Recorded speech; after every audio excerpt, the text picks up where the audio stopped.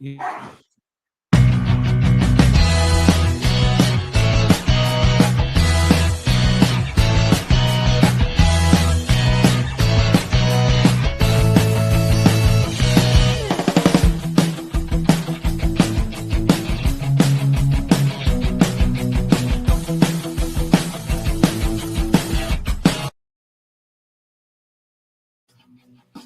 Why are we still going? There it goes. It always stays. It keeps on going. Why are we still going? We're talking. What happened? There it goes. It always stays. Are we in some kind of vacuum? Yeah, we're getting some kind of back. Are we in Hello? some kind of vacuum? You still getting it? Yeah, some kind of feedback. Usually it's me, so I'm glad it's not me tonight. You still getting it? Yeah. Goodness gracious. I got to go through all this now. How is it now? Because I'm frozen. So can you hear me though? Fun. Okay, we got it. We got it. Okay. I can hear you. All right. Okay, Well, you- I guess We're good. April see 1st. what happens. But hello, right. everyone. Goodness Welcome. Well, technical difficulties. Okay, welcome to the show. We're back like usual. Oh, we lost Kim. We got Kim. Kim went out. Kim went I'm out. gonna It's try one of those something. nights. I We're hear One of the gonna you. nights. We're try losing something. everything. It's going crazy already. Oh boy! So, welcome to Seekers Chronicles, Paranormal Historians. We're back. This is our 25th show. Woohoo! On Yeah. 25th show. Awesome. I'm This is so excited awesome. about that. Yes. I just can't wait. You I know, know. we'll 25th show. 25th show. and- That's my lucky number. 25. Yeah. It's my birthday. 25. The Oh, I was 25th. like, why is 25 your lucky number? That's so specific. Well, I don't know. I don't have a lucky number, but it's my birthday, the 25th. Yeah, It's her great. birthday. She has a birthday too. my You know? lucky number. I don't have a lucky number. I like the Let me power see of if I can get two. this back. So yeah, Yeah. welcome to the show tonight. And like usual, you guys do anything this weekend? Anything? Go Good. ahead, Kim. No, I just worked a bunch. Yeah, just working and no, nothing really. Okay. Yeah, quiet for me too. For unusual, I know Yeah. Anthony's gonna fall over and You didn't do nothing this shocked that weekend. I didn't go on an investigation. I know, shocker. Oh, Yeah, it good. is. That's all right. Take a break. Oh, you know what I did get back this week that I was been waiting for weeks and weeks and weeks are some death certificates that I've been. She's so excited. Nice. She's like, death records. Yay. You can't tell we're investigators or any kind of. We're not into the dead. Here's Or the their bonus Just tip. the truths. Yeah, She's Yeah, like, Yeah. consumption, liver disease. Yes. I know. And then there was one. I'm like, God, that's a cursive. It's like, gosh, I can barely read it. What are we gonna do in like 50 years when nobody can read these You anymore? gotta know. With death certificates. Yes, That's yes, Dr. Carmel. Lucky That's what I us. got this week. I was very excited. Yeah. Good. Nerds. I just had a 80th birthday with my aunt. Ah. Her birthday is this week. So Wow. So they had a surprise party for her. And we went there. It was the whole family. Got to see everybody. Whoops, there he goes. What's going on? It's a crazy night, really is. I had to give up something. I'm not going to explain. It's It's behind all the good. scenes thing. It's All April good. It's going to 4th. work out. We're going to have a good show tonight. Yes, we are. And so let's start the show Please. because Great. before anything else disappears on us tonight. I mean, Before you anything know, else goes things are wrong. popping in, popping out, people disappearing on us and not talking. Hi, Mary. Hi, Todd and Carmela. Hi, Melissa, Adam, Richard. Hi, everyone. Perfect. Hey, it was awesome, guys. Hello, everybody in the audience. Hello, friends. Hello. Yeah. Well, I'm glad we got a bunch of people tonight, you know, so and it was all our friends. Hey, that's the best part about it. Everybody in the audience is our friends, I know. our family. So that's we enjoy that. What's So, your shirt today, Anthony? Sorry, it's a Yeah, we Batman. gotta know. Yeah, It's Batman. Batman. All right. Batman. Matt, I just grabbed the shirt out of the drawer to come in here because I was walking around no shirt, and I don't think you guys want to see me with no shirt because at this stage in life I need a bra, and I'm not Straight talking about a downhill. C. I'm talking about like a double D. So Straight off the the rails. stuff that you not need to know. Okay. Usually, we gotcha. It's like hour number 2 that we go off the rails, but we're gonna start off right away. We start off. We got to do something to make ourselves. I don't know. I got to raise our volume up a little bit. Yeah, we got to start somewhere. So, Jen, let's start the show. You want to introduce? I our always guest? do. It's my job. Yes. That's why I'm here. Your job. And then when you're done with that, you can go home. You're home. No, stay here. You are So- home. Yeah, you are home. Yeah, okay. And I'm out. So, ladies and gentlemen, welcome Chris and Beth Houlihan. Hey, I got to bring him in. From Richmond, Oh, yeah. Virginia. Now you're up, Anthony. You're up. Now Then I'm you up. can go home. There we go. There There we we go. are. What's up, guys? Richmond. They're like, Hi, Chris. Hi, Beth. Hello. Hey, good evening. Run away. I met them in Hanover Tavern. That's why I met you, wasn't it? Yes, yep. We met at the Hanover Tavern Paracon. Yeah, that Right. was awesome. Oh, I met nice. them. I see what they. I was there with Ron Iacovetti. He had his setup, selling books and stuff. Okay. How can we have another echo? No, I don't know about this now. Did you go? I don't know what's going on tonight. Weird. This is crazy. It's April Fool's Day. Yeah, look, Yeah. April Fools, and we lost Jenny. Yeah. What? All right. We'll just Okay. keep going. I will say your We got sound this. is perfect. I can hear you crystal clear. Your microphones are Wait. excellent. I am here. Okay. Oh, wonderful. Oh, Good. there goes Jenny again.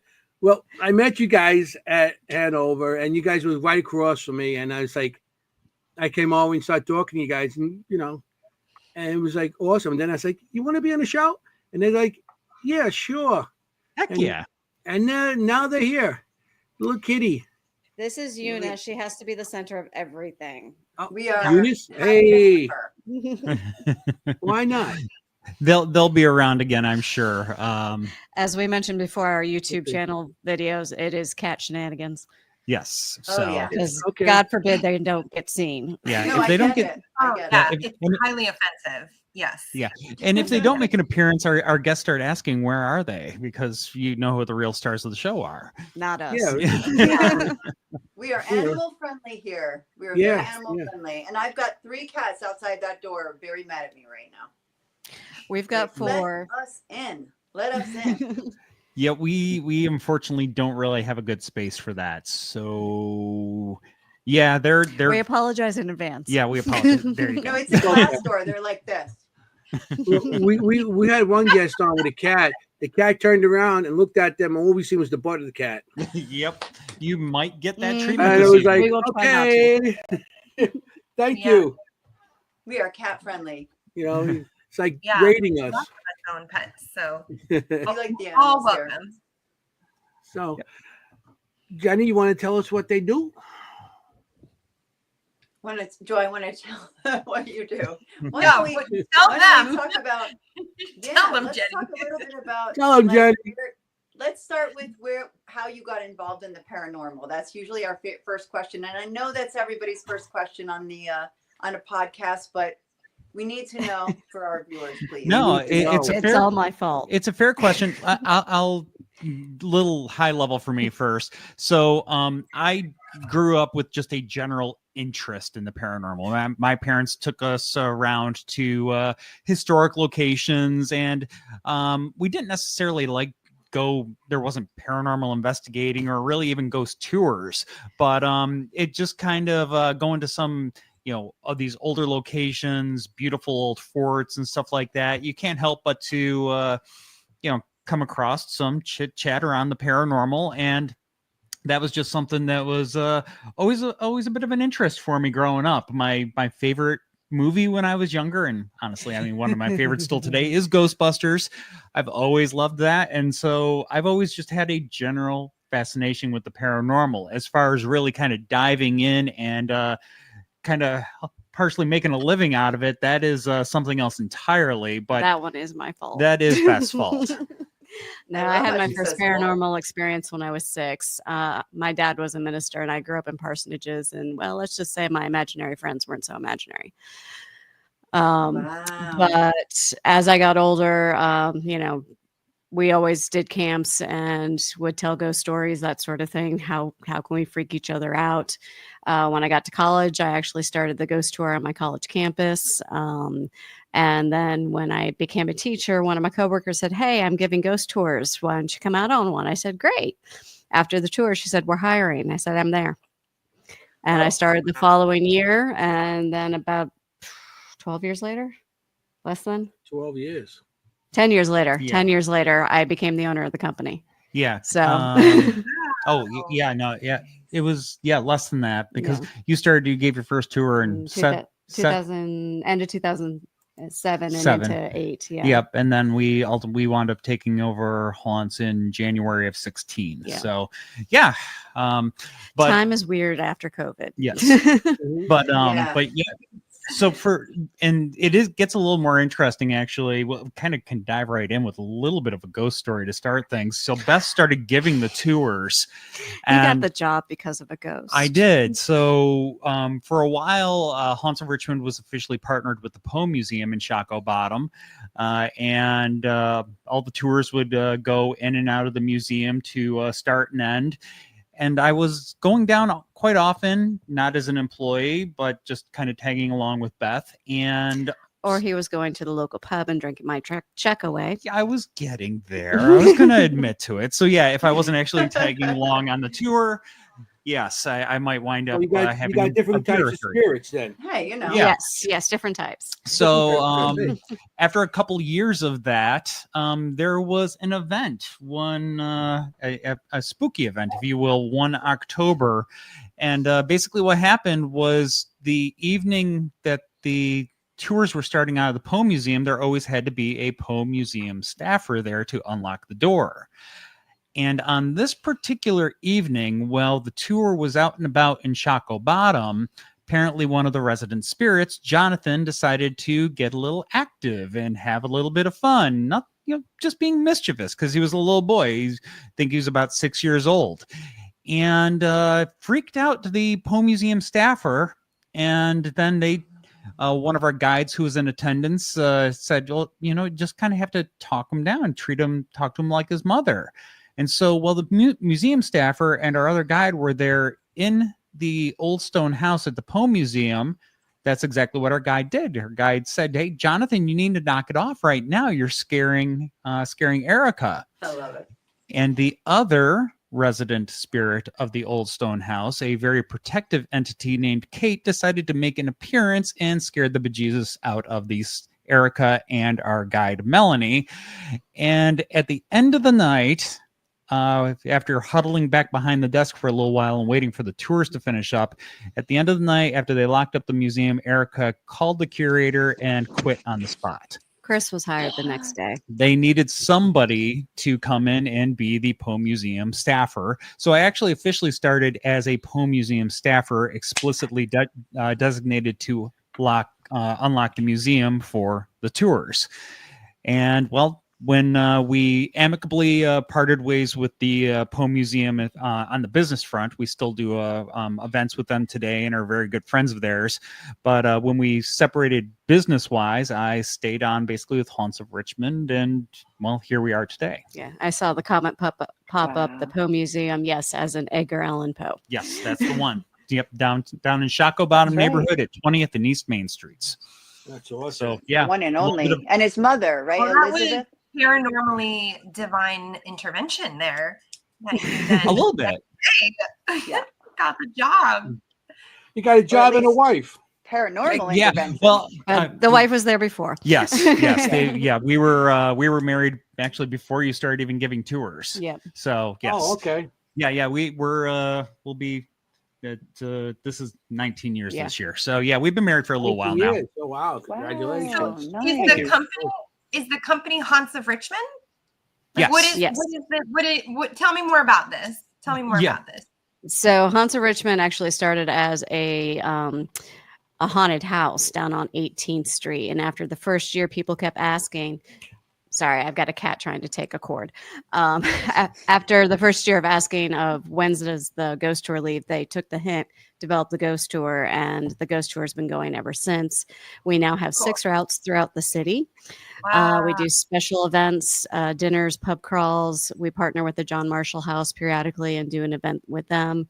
And CPRI, which is a local paranormal research group here, they specifically are the only group that has investigated the John Marshall House. So they will share their research and their findings from the investigations on our event with them.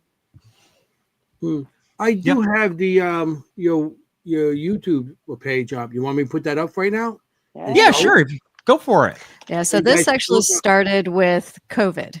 I was not allowed to work for several months, and Chris told me to start writing Facebook Live scripts. And so we started doing Facebook Live, and then after each live event, we would transfer it over to YouTube. So, and what you got right there, that's our website, which this time next week we should have a shiny new website. It got a rework in the works, kind of bringing it into the modern era. Yes. So yeah, we got some work going on there, but yeah, that does lay out kind of our events and our special events and our tours and our special events rather, and everything that we got going on. And we do this all year round. The tours are not just a spooky season thing. Tours are available most nights throughout the year. Is this it here? Oh my God, I love that.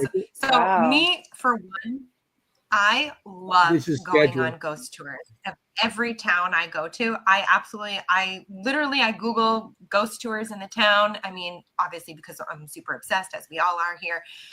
But I love that. Super cool. I have not been to Richmond. Yeah, Richmond, Virginia. Yep. I have not been to there. Well, when you make it around, we will be here. We're not going anywhere. Yeah. But You down in Richmond, make sure you see these guys. Yeah. I got your website. Okay. that was we do we sponsor special or other events throughout the area as well. So we're actually a sponsor of the RVA Burlesque Festival. We have been since their inception a few years ago, and the next one is actually 2 weeks from now. 2 weeks from now. Oh wait, yeah. not this coming weekend, but the following weekend. Yeah. So next Thursday, Friday, Saturday, the RVA Burlesque Festival is back in town, and we are one of the sponsors for that. So God, what a fun town. Yeah. So we sponsor other things like an Oktoberfest festival, roller derby, and other events that come up and throughout the year as well. We'll oftentimes contribute gift certificates and stuff like that. We like being able roller to derbies where you get to do roller derby with ghosts. Yeah. I really think they need to name a team after us soon. Well, I mean, they have I forget which one it is. There's 2 local travel teams. There's Pose Punishers. Yep. And the River City, what is it? I'm blanking. Oh, shame on me. I caught a little flat-footed there, but yeah, they the teams do have kind of slightly spooky names. So kudos to them. We're very excited to be able to support them as well.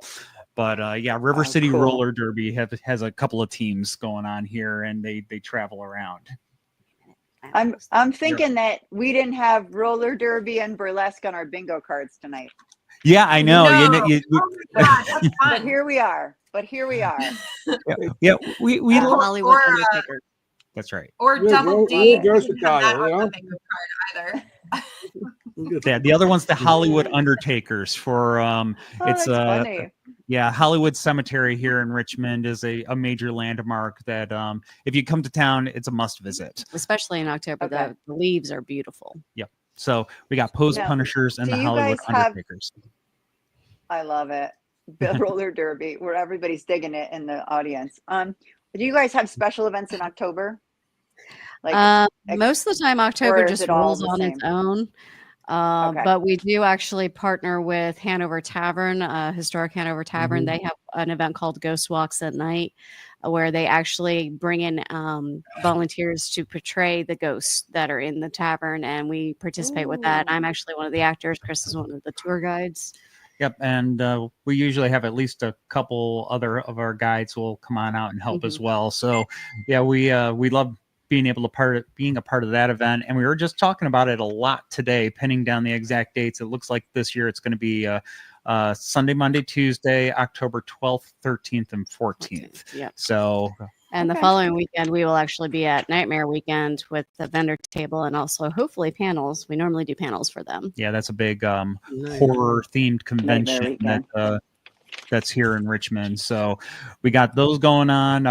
And then, yeah, we'll usually mix in a couple other special events. We'll see what the calendar has in store for us. And we'll sometimes do stuff with the Branch Museum, like storytelling events at the Branch Museum of Architecture and Design here in Richmond. So with the Poe Museum, we usually do Birthday Bash and Death Day celebrations, doing storytelling with them. Yep.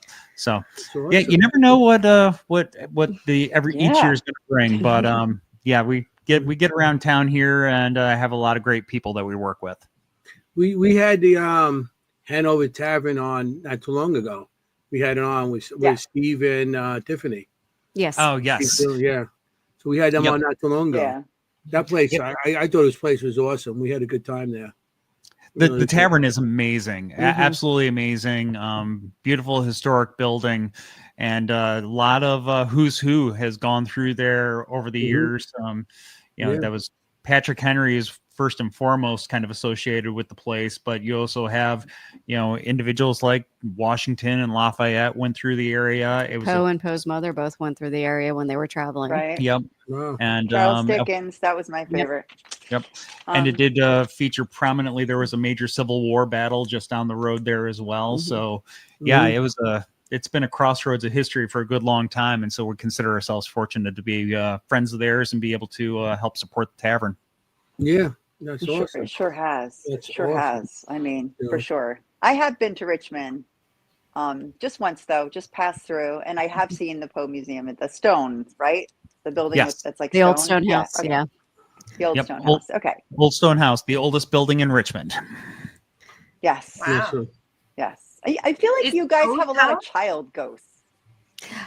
in all the Yes and stories no. I've read. You have to remember that being an industrial town with a lot of old warehouse activity with the tobacco warehouses, child labor before it became illegal. Mhm. Yeah. There's Mm-hmm. a lot of that around. Plus, we had several different pandemics, which took a lot of children, unfortunately. Mhm. Yeah. Yeah, those are good. I was going to show you better For again. sure. So if anybody in the audience is interested, this is what you want to go to. That's Okay? the Poe Museum? No, that's Bellevue Elementary School. It sits on the Oh. site of the Union spy mistress of Elizabeth Van Loo. That's where her house used to be. She's like my hero. Oh, she's amazing.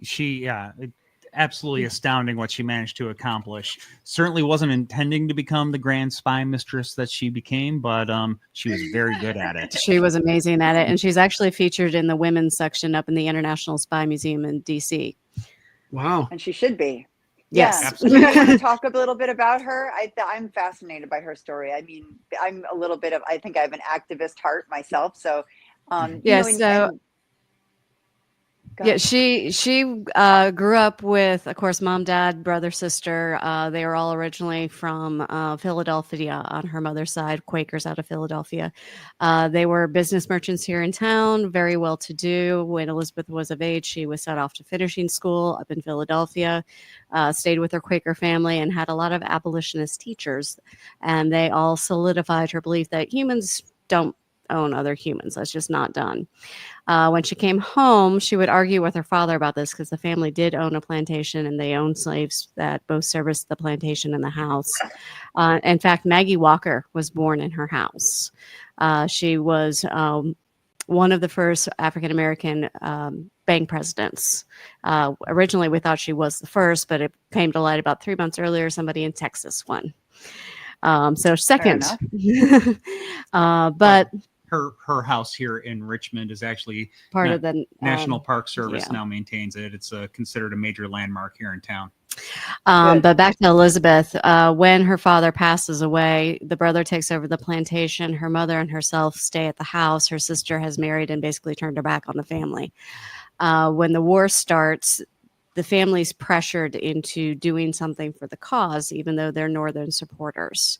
So what her mother and herself decide to do is they were going to volunteer as nurses for Libby Prison, which also had a hospital in it. They were turned away by a Captain Todd, who was actually Mary Todd Lincoln's half-brother.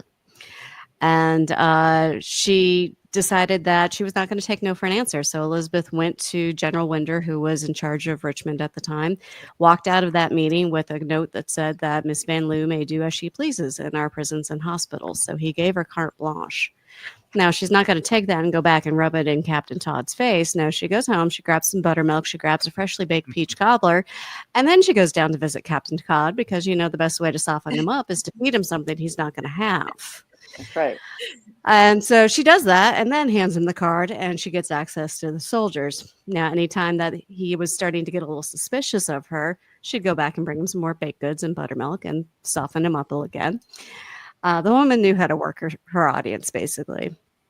It comes to light after the war that she actually had a man on the inside. Erasmus Ross was considered the most brutal guard at Libby Prison. And when he took a prisoner for questioning, that prisoner was never seen again. What he was doing was giving the prisoner a Confederate uniform, taking the new recruit up to Van Loo's house to do the weekly search up there, and then leaving the new recruit up there in her hidey holes that she would use to hide runaway slaves and, escaping Union soldiers, that sort of thing, until she could get them across Union lines. Her network was so good that she could get a newspaper to General Grant within 24 hours from Richmond. Yeah, it's also worth noting she actually had a woman in the White House of the Confederacy as well. Mm-hmm. She had a friend, African-American woman that had been basically her playmate growing up. Mary had a photographic memory. Yeah, Mary Bowser. She was wanted being a freed slave. Yep. But then Elizabeth got her to effectively volunteer to come back, pose as a slave again, and managed to get her stationed in the White House of the Confederacy. And she was a maid of all work, so she could be seen in any room at any time. The Davises didn't think any of their slaves could read or write, so they would leave documents out. Mary would look at it, it being printed on her memory. She could recreate it and get it out to Elizabeth. So wow. The bravery. I mean, it's really astounding. Yeah. Unfortunately, we don't have her house anymore. When they needed a new school, the city ended up owning the property at that point in time. And let's just say Richmonders have a long memory of those who went against them during the Civil War. And they tore down her house and put up a school, which is actually appropriate because Elizabeth was always a proponent for education for all. So that's an appropriate thing to put on her property. And she's still there today. She's known as Miss Lizzie in the school. So okay. So they see her. The staff sees her, the students will see her. She's very helpful, especially to the new kids. This is a K-5 school. And when the children get lost, she will actually bring them back to the front office. And she'll be described as wearing leather pants and a big floppy hat. And the front desk staff just says, "That's Miss Lizzie. If you ever see her again, you thank her." Oh my gosh. Wild. That gives me chills. I don't know if this isn't as professional as I'd like it to be, but I actually do have a picture of her if you want to see her. Yes. No, there you go. Yeah, I do. Closer. Cool. Nice curls. Truly a remarkable woman. I'm but telling you, it's assembled into that I- almost. I Yeah. devoured that story when I read about it. Like she's just incredible. What a heroine. Oh yeah. Mhm. You sent me some pictures. I'm going to go through them so you can tell us what they are and stuff. Kim, if any of these pictures that you went through, just let me if you want to run. Do Yeah. your. Sure. Yeah, I did. Do your I thing. did a reading of 3 different pictures, 3 different Okay. buildings. All So right. when we So get to if them, you come across any, of it, let me know and just let me know which one it's on. sure. So I don't think I was that one of them. don't think this is. One No, of I don't them. think that was not one of them. No, that was So one of the Okay. ones I sent. yep, that's Mason's Hall. So Mason's Hall stands in the Okay. Shakabana neighborhood. It's the oldest continuously operating Masonic lodge in the Americas. It's been there wow. since 1785 and has been Wow. used for Masonic purposes since its inception and continues to be used as such today. It does have a Wow. Poe connection. It's where Eliza Poe gave her final concert, where she was raising money to basically treat her tuberculosis. Edgar also has been here at least twice that we know of. He would have been here when her concert was given. He does come back as a teenager when Lafayette does his anniversary tour of the Battle of Yorktown. Lafayette specifically requests for Poe to be part of his honor guard because Poe's grandfather was Lafayette's quartermaster during the war, and he wants that connection. And we do believe that Poe gave a reading of the Raven here later, but they have not been able to actually prove it finally with a primary source document. Yeah, but they do think that place is incredibly haunted. They think that they have 23. 23 ghosts and counting. Yeah, they think they have 23, 23. unique So spirits there. specific. Yeah, and well, Wow. they've had a few investigations over the years, and based on the investigations and the experiences of the brothers, it seems to point to At least 23 unique personalities. yes, and some of them actually make physical appearances, so people have seen some of these entities, and others again are just kind of very unique in their style of haunting, which leads them to think that that's kind of what they've honed in on is about 23. That's Yeah. for not a natural disaster or like a fire or a collapse. Like 23 is a lot. It was a hospital twice. It was a hospital Okay, during a the Civil hospital. War, and it was a Okay. hospital during the War of 1812. It was a tuberculosis hospital at that point in time. Okay. That But- explains a little So bit more. people, Yeah, yeah, people died there. But I also find these groups, these houses, because we investigated a Mason Lodge before. Was it a Mason Yeah. Lodge? Yeah.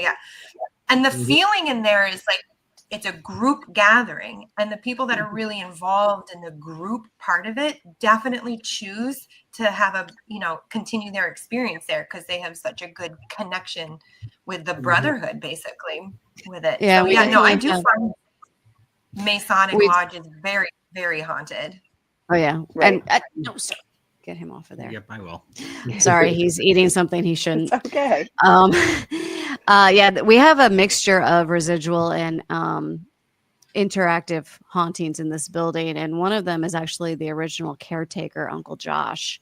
And this is an example of one who wants to continue his connection because he was a freed African American post the Civil War, but he was loved so much that actually in the brothers' notes from the meetings, he's referred to as Brother Josh.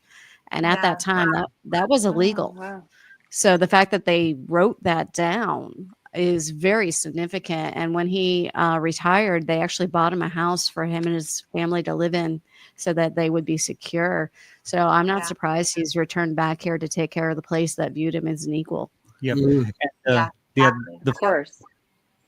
the formation of that particular haunting is they hear the footsteps on the upper floors of the building, the jingling of old style keys, Like the old iron ring keys. Yep, and Yeah. also from the outside, they'll sometimes see the what looks like a candelabra moving from room to room upstairs, which is what he would have needed to use to light his way while securing the building at night. So that's why they think it's Uncle Josh up there on those upper floors locking up in the evening. Love it. But Super cool. yeah, my personal favorite is actually one of there's a little boy that's there as well, and the little boy, he was the son of one of the Masons, and this particular story dates to the era of the War of 1812, when there was tuberculosis rampaging through the city as well. The brother winds up contracting tuberculosis and passes away. The boy, left orphaned, is collectively adopted by the brothers at the lodge. So he spends basically all his time there, but unfortunately, he too winds up developing tuberculosis and passes away at Mason's Hall. And to this day, investigators, the brothers will sometimes encounter him on the first floor of the building.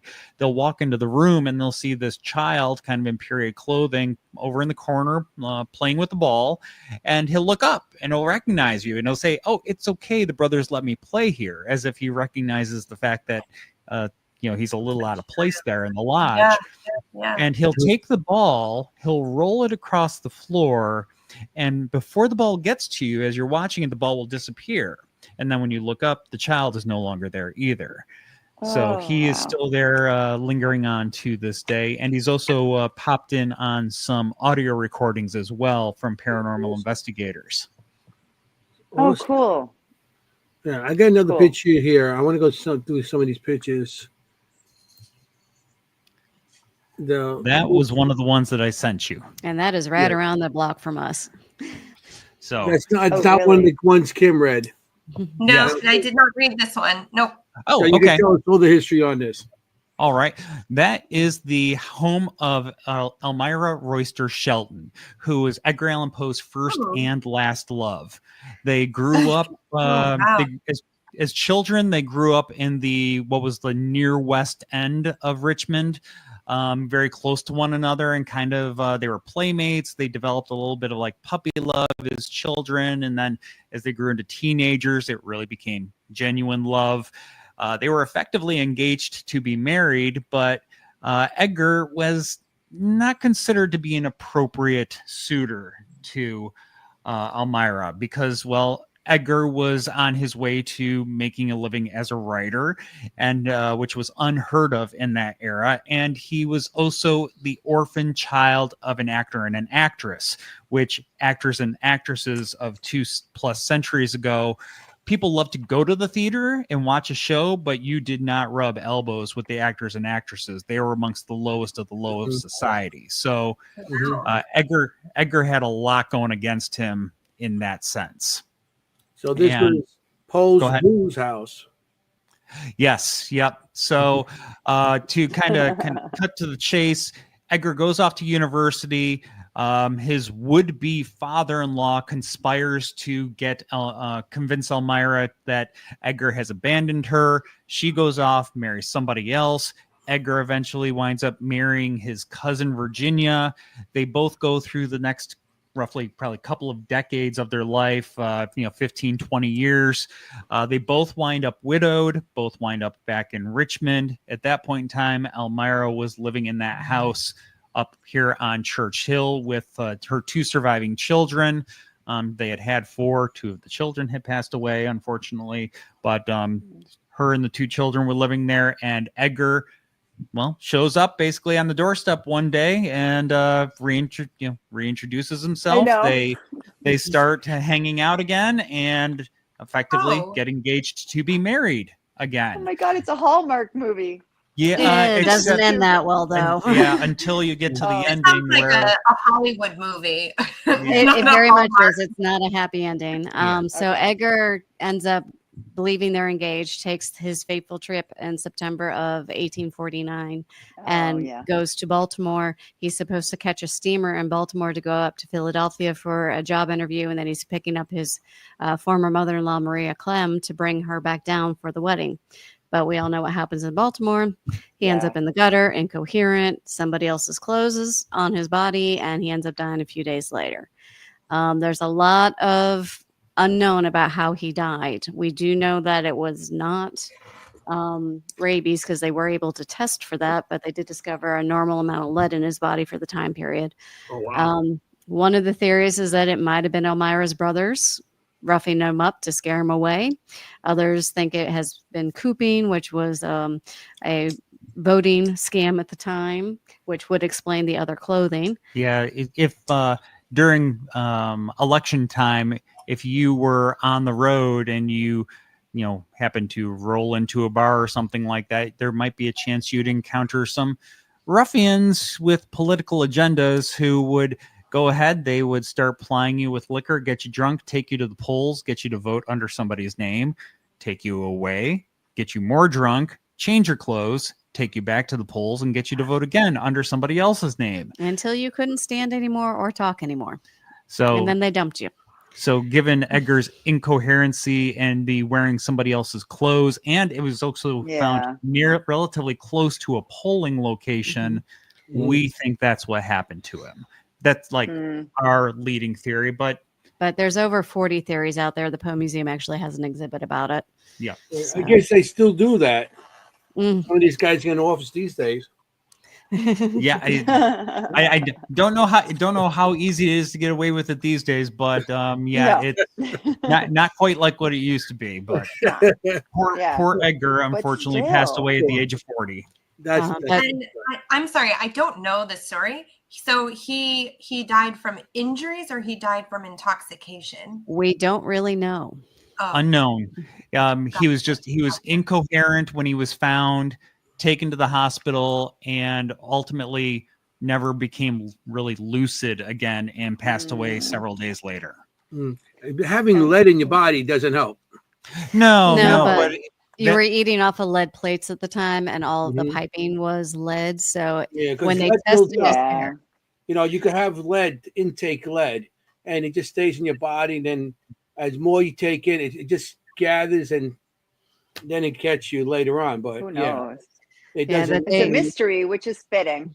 That's fitting they did actually test his hair, but it was considered normal for the amount at the time and okay in your body at that point. And see that question there. Edgar passed away. It was 1849. 1849, October of 1849. So right. So so what happened to her? I gotta know. Um, Did she die of a broken heart? Yeah, there was a broken heart. But she was asked about the supposed engagement, and she actually vehemently denied it. No. Now that was earlier in our life. Yep. Why would she do that? Well, there was a little thing that would not fly today, but her late husband had left a stipulation in his will that if she were to ever get remarried, she would lose 3/4 of her inheritance. And that was also the children's inheritance. Yeah.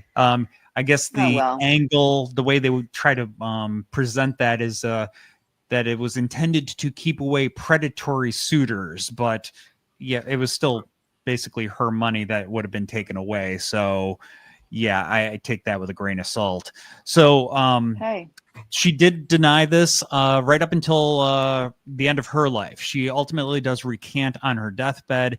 And also when the family does get a hold of her journals and diaries, she did write extensively about her being engaged to Edgar again.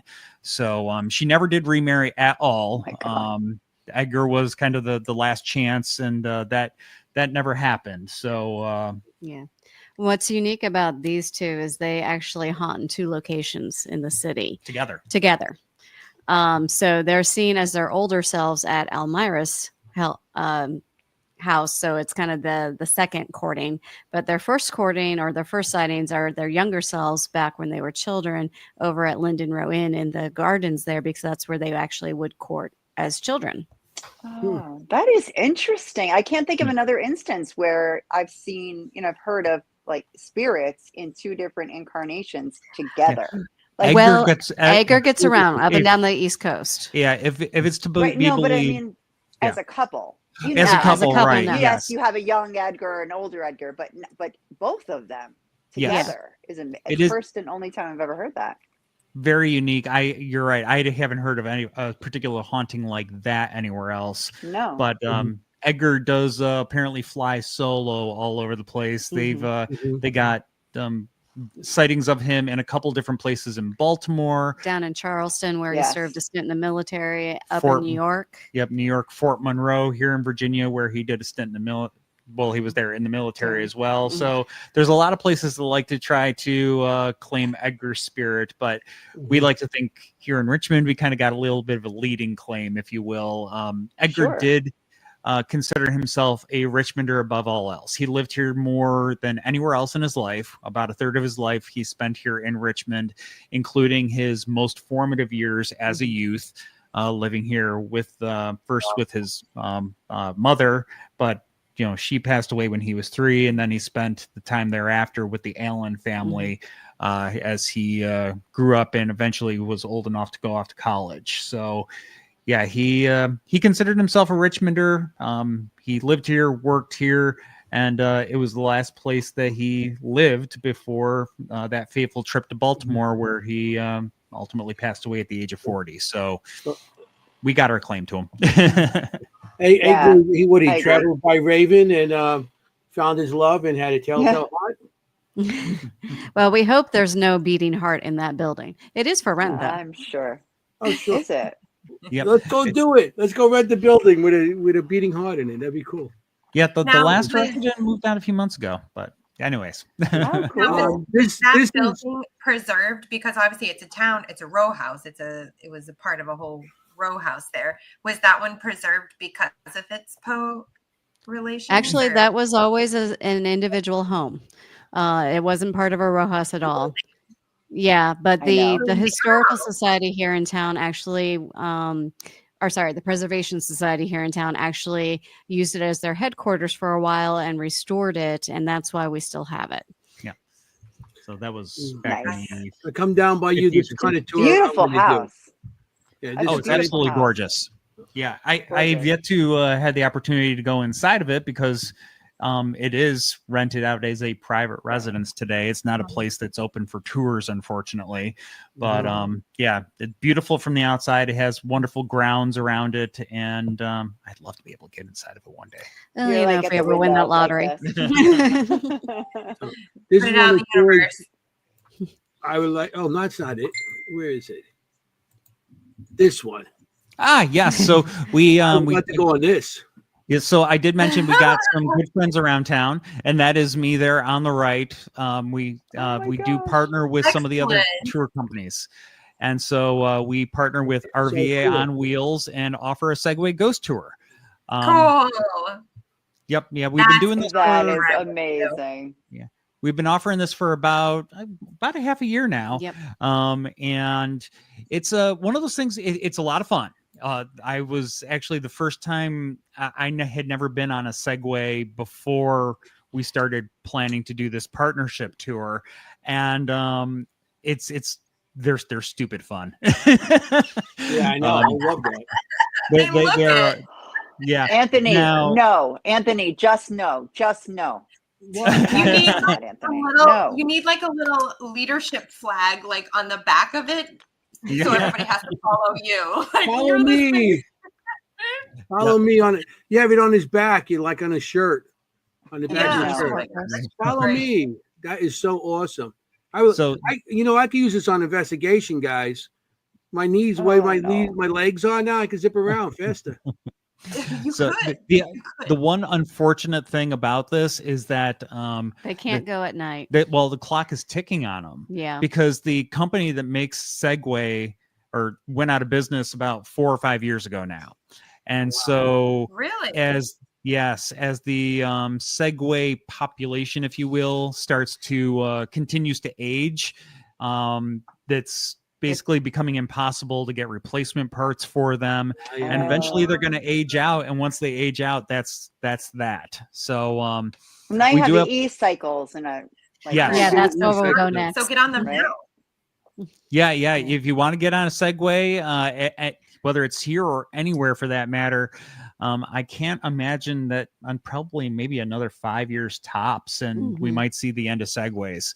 But we do the RVA on Wheels also does e-bikes, so we figure that when it does come to that time where there's not enough segues for the tours anymore, we will keep working with them because they've been good partners with us so far, and we're looking forward to continuing to work with them and be able to provide those tours on wheels, if you will. Which, on that note, we also have a partnership with our RVA Tuk Tuk. One of our guides is a driver for them, and if you don't know what if you don't know what a tuk tuk is, think of something that looks roughly like a golf cart, except It can carry 6 people. yeah, the Right. driver's up front and 6 people sit in the back, and they buzz around town in these tuk tuks. And hope not to die. Could you send me a picture of one of those? I unfortunately I did not. Now that I mention it, I think we got it on the website, but I did not actually put that in the block of photos that I sent you. Unfortunately. Okay, I think I got. Wait a minute. So Let's fun. see. Right there, isn't that it? Yep, that's a it. tuk tuk. That's a tuk tuk right there. Oh, looks very with this. Italian. Yeah, cool. it's actually inspired though from India. or Thai- Southeast Asia. Asia, yeah. Yep. Yeah. So I've been in some in Guatemala and Southeast Asia, Yeah. but the color scheme. yep. That's so cool. It does. Yeah, it does. Yeah, it's tuk tuk right there. RVA tuk tuk. That's so, I mean, RV tuk tuk. again, the bingo card, tuk tuk. Got it. Tuk What? tuk. I don't know. Burlesque. I think we Tuk should tuk. start a That's so bingo cool. card. I think we Yeah. I should like start what's on the left here. You know, the Guinness and the Smith with. You see what he looks at. Smittix. Yep. Guinness So is yeah, one of my favorites. we do have good Yeah, working let's relationships with a lot of bars and restaurants here in town. That's Nice. so cool. He is a Good. We like bars and restaurants. This is that building in the background looks wild. That That is the Jefferson Hotel, built by Louis Ginter. so Louis Ginter was he earned and lost 3 fortunes, and the 4th fortune was the one that stuck. He was in the tobacco industry in the late 1800s. Okay. And He popularized the rolling cigarette machine. So that's Oh what wow. helped make him a fortune. yep. Yeah, And yeah. once he made his fortune, he branched out and decided that he wanted to build a hotel. And lo and behold, we got the Jefferson back in 1895. That's good. And what's in here? There must be some sort of spirits in this. Well, let's just say I just creeped out Jason Isaacs this weekend by telling him that it was haunted. Really? Another No, Jefferson Adam- Hotel. Yeah, so he was actually in town for a con, and I was getting his signature, and he saw my shirt and ghost tours. He was like, "Okay, hit me." So I quickly talked about Poe, and I was like, "Hey, you're staying at the Jefferson, right?" He goes, "Yeah." He goes, "No." Oh shoot. I was like, "Do you want to be able to sleep, or do you want one thing?" He goes, "One thing." Mhm. So No.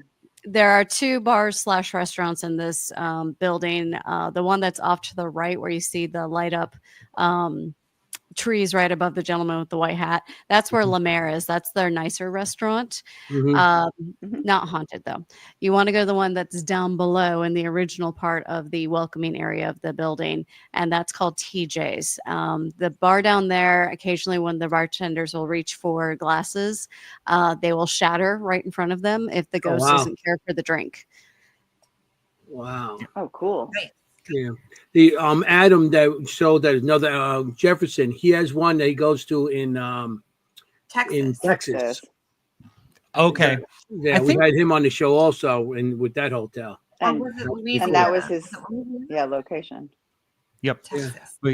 But yeah, named after Thomas Jefferson, and there's actually a lovely statue of Thomas Jefferson in the lobby at the Jefferson Hotel here in Richmond. So The Jefferson was actually once known for having live alligators in its Wow. atrium area. And Again. the last one, Bingo card. Live alligator. the last one's name was Old Pompey, and he died in 1969, was it? It was in the 60s. I have to Um, look it up. Pompey. So How when you old go are they? in- Kim's a veterinarian. How long do they live? Alligator? Um, I have no idea. Wild. No She clue. never Yeah. did put it physical, you know? You will see an alligator motif inside the building and bronze statues of alligators everywhere. Random. Did they Alligators make like fly. shoes Yeah, out of they're them very- and have like alligator Why? burgers and stuff? As far as I know, no.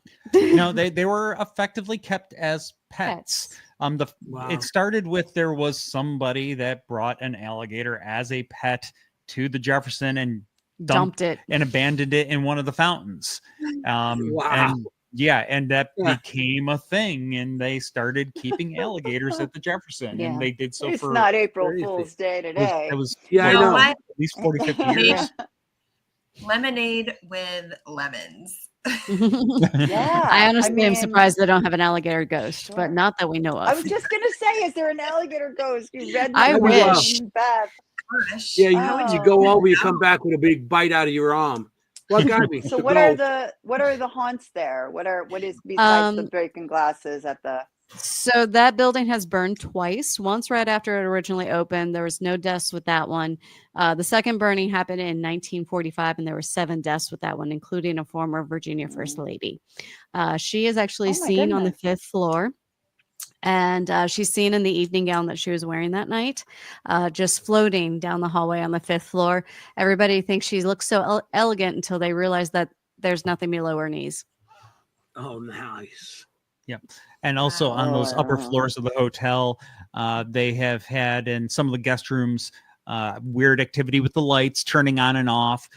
So much so to the point that on a couple of occasions, guests have just said they've had enough and they've gotten up and checked out at 3 a.m, which, And gone to the airport, which isn't open until 5. yeah.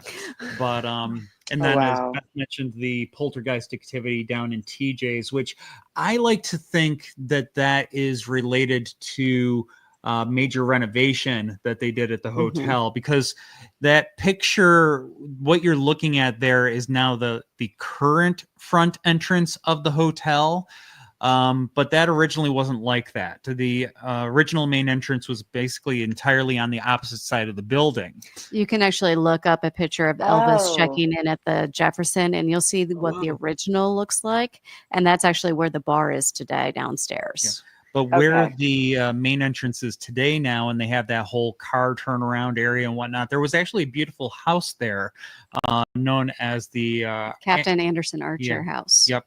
And the Archer House was in its last few years of existence actually owned by Virginia Commonwealth University and was used for student housing.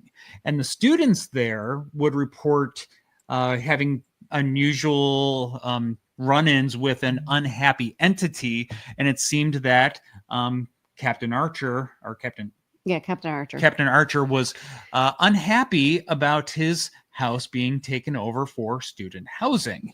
And sure. so that went on for a couple of years. Eventually, VCU turns it over. The Jefferson acquires it, ultimately has it demolished so they can do this big renovation and move things around. And where TJ's is today was the original front desk of the hotel. And so what I think happened is that a part of this whole renovation, moving things around and demolishing that old haunted house, I think that the spirits said, well, we're not done here yet, and that they moved in to TJ's, the new restaurant that was placed at the old front desk area, because that's when the stories of all Right. this unhappy activity and the poltergeist type activity start to kick up in that part of the hotel. Okay. That's my Gotcha. theory. I have no way to That's pretty prove that, cool. but that's my theory. It's a good theory. Where do you get your stories? Do you get them firsthand? Are you looking Um, at written it- records? Or It's how a are you getting them? mixture. Yeah, it's a Yeah. mixture. We'll look at historical documents. Newspapers are a wonderful wealth of information. Oh, amen. Because Yeah, again, they they used to are. print the ghost stories. But then you make friends with the workers, security, maintenance. Those are the first ones you're going to want to go to because they're going to know the ins and outs of everything that's going on. In a hotel, talk to the concierges, talk to the wait staff, because again, they'll know Right. everything that's going on. Now, Right. I will take a big caveat there. The Jefferson does not necessarily endorse the ghost stories. Yeah. So the current employees there aren't going to be quite so open to talking about it. But Okay. we have met many a person that has been a previous employee of the Jefferson Hotel, and they're like, "Oh yeah, no, the place is totally haunted." And so we've gotten quite a few stories out of them, and of course also from people that have stayed there as well. Yeah. So I one of our I guys, can understand that. one of our guys' sibling used to work there, and he would let us know when things were happening and TJs and that sort of thing. So it's like, okay. I'd like to Nice. play one of And Kim's. Kim, I want to put one of your things on. I want to start putting.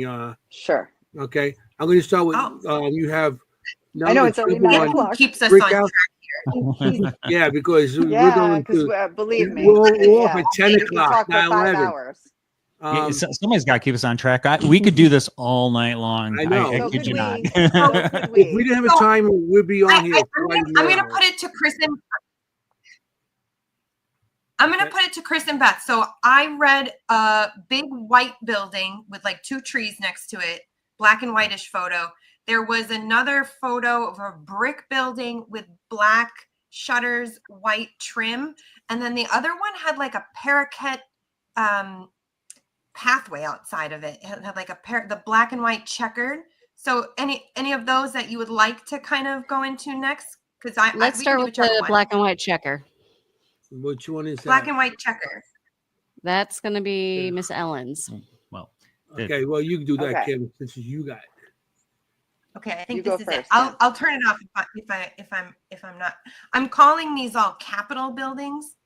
I didn't know we were in Richmond, by the way. I don't even know if Richmond is the capital of Virginia. But, It is. It is. Perfect. Oh my God, I feel so dumb sometimes. But we'll go to this photo next. This photo next with a tan building. And this actually kind of feels like a courthouse to me. Kind of feels like a courthouse or a prison. I do feel like there would be structures in here that would be remembering something about a courthouse, and again, like lawful things happening here. A D name is coming up, and this is another gentleman of his time. I'm being drawn to this window here, and I'm seeing somebody looking out at it. Feels like a man. I don't think it's the man of the house. I feel like it might be the help or a servant. He would be in charge. He's almost like the bodyguard, kind of. He would be in charge of like who would be able to come in and see. He's saying his master. Who would be coming in to be able to see his master if they weren't. So I don't know if there were some like sketchy bank issues going on or if this was a major financial man. But he's telling me, he's demonstrating to me that he would be very aware of who's coming into this house and out of this house. This gentleman does feel like guarding, meaning people who go into this house may actually have a little bit more of a negative sensation, a negative feeling in this house, a presence that would be following you because he's still like very in charge of who comes in and who comes out. It's not for him, it's for who he works for. The guns that he would have, rifles and handguns, he would have kicked people out or had to kick people out. He doesn't feel like a very friendly spirit as he's looking out. He's even like looking at these people on the street here and he's like, yeah, you can stay out there, but like you can't come in. I am not allowing you to come in here. Different things. I'm getting bank and I'm also getting prison. Could be both. Wow. Feel free to. Okay, so correct. All right, so let us know, what is the location, first this of is all? Ellen Yeah. Glasgow's house. She was a Pulitzer Prize winning authoress from 1944. Yes. And there are 3 entities in this building, Ellen being one of them, but there's also her butler, which is, I think, who you were trying to pick up on. But I also think you also picked up on her maid. The maid would sit by the door and would be the one who would let people in and out. And she's the very protective one. If you don't pronounce Ellen's last name correctly, she actually makes you leave. I'd be kicked out in 2 seconds. Oh, he'd be gone. She knew that entity knew everything. Who was coming in? Like nobody got in without her getting by her first, or this entity first. Yeah, That's absolutely. interesting. Yeah. So now a couple things that I guess interesting parallels. There, we haven't necessarily had ghost stories that exactly tie into that, but the location is relatively close to where the Virginia State Pen once stood. That was relatively close by. And Ellen's father actually worked at Tredegar Ironworks. As a high level management. So he might have had people there that were bodyguard type people. Yep, but that would have been back in the late 1800s is when the family moved into that house. And Ellen's brother was known to carry guns as well. He unfortunately shot himself. But we don't think he's actually there most of the time. We haven't had any stories that seem to be his presence. Yeah, her presence is much stronger in the house. And her interactions are a bit of a mixed bag. Usually she's kind of I'd say usually just kind of chill, hanging out, doing her thing. Letting you know it's still her house. Yeah. They have heard her. Well, fair enough. In the upstairs space that she used as her office, they've heard the old typewriter still going. She was actually in the middle of writing her last novel when she passed away. So she's probably written several ghost novels since then. Yep. But there were ghost novels. There have been periods where people have had rather negative encounters with her because the neighborhood around her house, particularly right across the street, has basically been demolished. Yeah. It's now across the street from her. It's now all parking lots versus the beautiful homes that she would have been very, very familiar with. And the shame. work, yeah, it really is. But the work crews that were actively working on the demolition of the house across the street would see her staring out the window at them, scowling at them, making her displeasure known at what was going on in her neighborhood. Mm-hmm. So yeah, the spirits there at Ellen's house, a little bit of a mixed bag. The butler and the maid are, still kind of doing their job, holding down the fort. They mean business, but they're not necessarily going to be outright nasty to you unless you step out of line. And Ellen is it's Ellen's house. I mean, it's still Ellen's house. She passed away about 80 years ago now, but undeniably still her house. Wow. Awesome. And the brother shot himself in the house? No, elsewhere. Yeah. I didn't feel that. Yeah. Okay. Yeah. Yeah, but that could be your connection with guns. He did usually carry one. Wow. He wasn't too good with it, was he? Till he shot himself. I'm sorry? He wasn't so good with guns. Yeah, but Tredegar Ironworks was a major armory producer, so there was a fair bit of firearms rolling out of Tredegar. Yeah. So having an association between guns and that particular house, not necessarily directly with Miss Ellen, but with her father in particular. Sure. Yeah. Interesting. Mm-hmm. Wow. What is one of her books? Do you recall the title?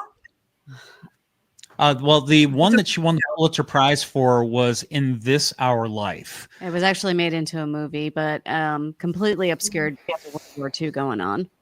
Yep. But I'm blanking on the other names off the top of my head.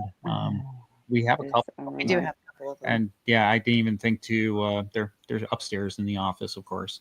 But no. yeah, but she was a rather prolific writer through her life. She mostly stuck to novels. She kind of considered herself above doing. Here we go. So articles. The Deliverance, Barren Ground are two of them. In This Our Life was written in 1941. So the movie was 1944. Yes. What was it about? Just real quick. I'm just curious if you picked up on anything from the book. You never know. I actually have not read this one. Yeah, I have to admit, because that's not Let's one. check. That We'll we check have. it out later. That's one I cannot find. And if you do find one of her books, grab it. They are long since out of print. So they are basically, when they do show up, it's kind of in rare books or somebody Library sales. That's Li- how I found mine. yeah, somebody doesn't know what they're Nice. giving Really? up in a used book or something like that.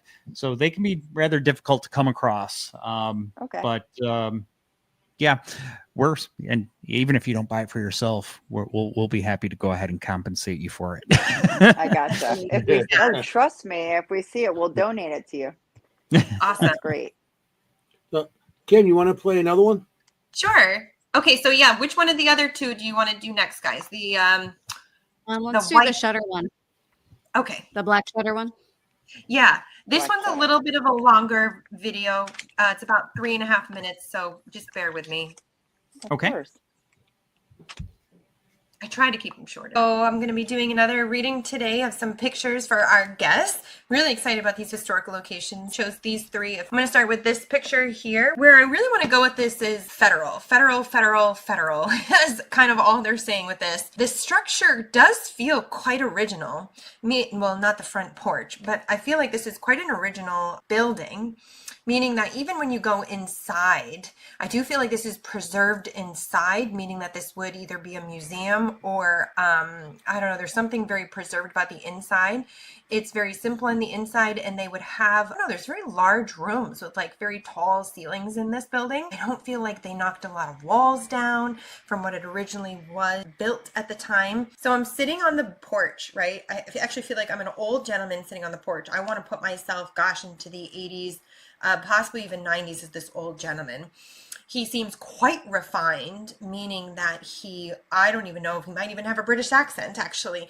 He might have a British accent or some English accent. Very, very proper gentleman that came over in the founding or original group to America. And he's sitting on this deck, and I do believe people would see him as a spirit in this house. And he's sitting there, and I feel like he's smoking a pipe, so you may smell smoke with this gentleman. And he's just like watching the decades go by. Street is still like one of the original streets in this town, this big town. If I'm not in Philadelphia, PA, kind of has that feeling of Philadelphia, PA. It could be into Virginia or Washington, like Washington, D.C. kind of area, Virginia. It's like one of those like almost capital cities, like either Philadelphia, Washington, D.C., or I don't even know if I know the capital of Virginia. Anyway, one of those bigger city, capital though. He's showing me this reel of all the changes in the area. So I'm seeing that this at one point in time was quite bustling. This would be back into the 1700s, 1800s, very bustling. I'm seeing women in dresses walking up and down the street with the black boots. I'm seeing carriages. I mean, this was like a bustling area. And he just watched all this. So, because he died in the early 1800s, would be my feeling about this. And he is just watching time go by. The structure really hasn't changed much, but there's been quite this busyness, changing, turnover all around this structure. I even feel like there might even be a plantation or some sort of he's saying peach tree or peach field or something like that, a fruit tree field nearby or was nearby, and that's been removed. You would be welcome in his house, and he's very intellectual, meaning that he would love to just sit down with you. Very fascinating gentleman, very literate. I see him writing furiously. A lot. I mean, like 24/7, almost writing furiously. So if this is not writing a book, this would be writing documents, like maybe legal documents. But I'm just seeing him writing. Road is super busy. It's always been super busy. He's showing me first the walking, then the horses, then the Ford Model Ts, then the regular cars. He's showing me the whole timeline of this area. That there may be even like the history of this road in this building somehow. Welcome to John Marshall's house. John Marshall. Yep, Supreme Court Justice John Marshall. That's awesome. So you nailed it. Yeah, that was good. So first of all, so he did live to 79. I know. I was like, Yep, he was 79 years old when he passed away, and It is a museum today. It is a museum today. Yep, and he did live in that house for decades. Mm-hmm. That was the house he built for his wife Polly, and they lived there the entire rest of their lives. Had 10 children there.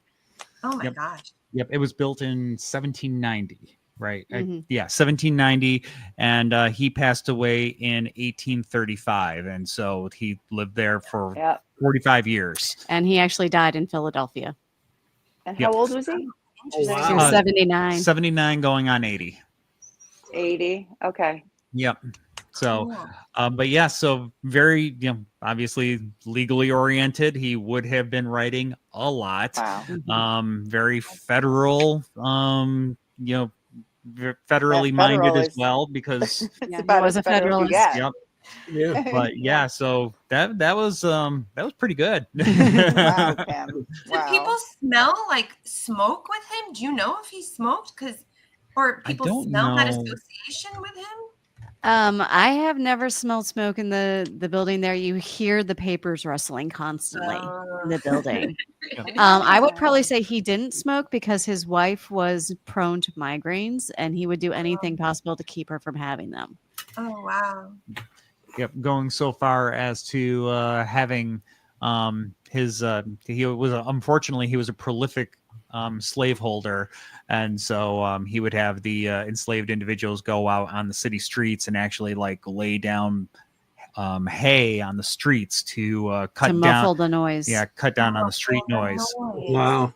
And he would ask the churches not to ring their bells, that sort of thing. And he was respected enough to have them. They complied because, well, he was John Marshall. Yeah, of course. Yeah. That's very cool. Jeez. Yeah, Good. there was Great, Kim. something about that road. Is that road? What road is that? It's Marshall Street now, so that they named the street right out in front after him. It's right down the street from our city hall and our children's hospital and our main hospital. So it is a very busy street. Yeah, very busy. And you're also right. I don't know specifically about Peaches, but his property would have been pretty expansive when he first built the house because they would have been lots of agriculture on site. They did have another plantation location that was offsite, but they basically had an entire block that now has our court system in it. Yeah. So it would have had a large garden, and they did have some orchard trees on there. I know that much. Yeah. So, Okay. but yeah, all of that, all the agriculture and whatnot, that's all gone at this point because the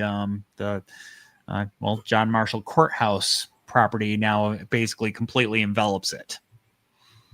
Yeah, he Wow. made me feel like kind of like Mufasa and Simba. Like, this is my kingdom. Like, he kind of made me It feel is. like Right. this is Well, all like, this is mine. Right. yes, like Yeah. all that the light touches is Yeah. my Mhm. Yeah, exactly. Yeah, he kind of gave me that kind of feel there. Mufasa. Cool. Yeah. Very opinionated individual.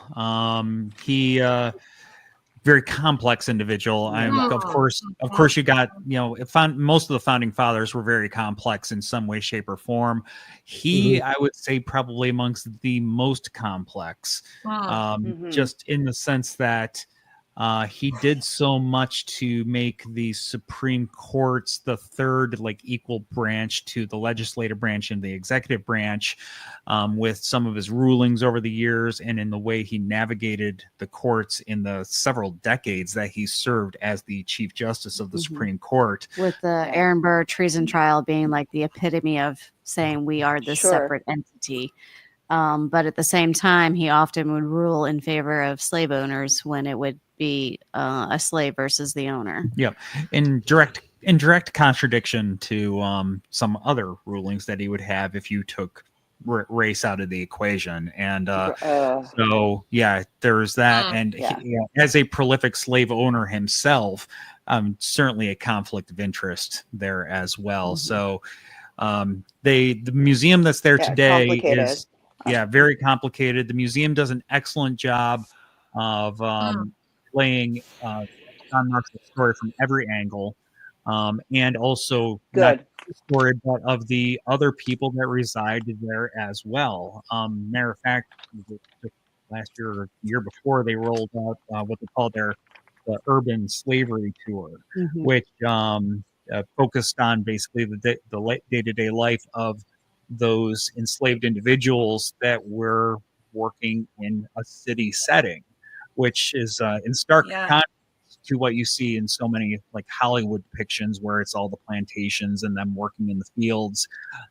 Working in the city, they want, the inclination is, like, at least you're not out in the fields, but it still was not a pleasant experience at all. I mean, they were still enslaved individuals, and it was very, Still very dangerous for them. very dangerous and Wow.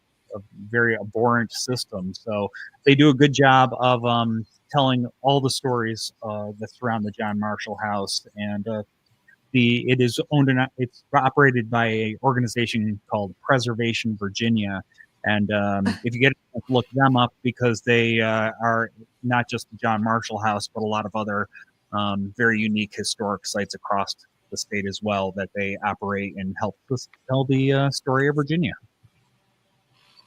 Where was the Awesome. Aaron Burr trial, the treason trial? Where did that It was take here place in again? Richmond. It was in I Richmond. know what building. Oh It's gosh. in Was it in I the mean, I knew it Capitol? was in Richmond. think so. I think it was in the Capitol. Yeah, I think Because it that's was. where the Supreme Court was at that point in time Yes. Right. So So that's yeah. my inclination. Okay. before the collapse. It would have Yeah. been on the Oh third well, floor. yeah, because the trial was in. Because that's one of the things Turn I it think back. about when I think of Richmond. I think of that Mhm. trial, but I didn't know if that Capitol. Yeah, I guess it would have been there for sure. So Yeah, at makes that point in sense. time when the Capitol was first built, the Supreme Court was on the third floor. Yep, and the Capitol building opened in 1788, 87, 88. Yeah, because it first cornerstone Yeah. laid in 85, and it took them a couple of years to build it. Yep. And what trial are you talking about, Jenny? So yeah, that would make sense. Yeah, so it was the Yeah. Aaron Burr treason trial. Mhm. Basically, prior to this trial, if you were the losing candidate for presidency, you automatically became the vice president. Oh, And right. Jefferson didn't care for this. So afterward, there became the split where you had the running mates and that sort of thing. But Jefferson never cared for Aaron Burr. He never trusted him, and he found any reason that he possibly used to say that Aaron was committing treason. Now, at this point in time, Aaron Burr actually does start to have some talks about getting land that would have been down in the New Mexico area and Texas area. And Jefferson assumes he's trying to start his own country. It's a gray area at this point in time because the letters that are offered as proof are translated hearsay. The other person that was brought in as a witness actually is dubbed improper as a witness, and so they actually can't be a witness.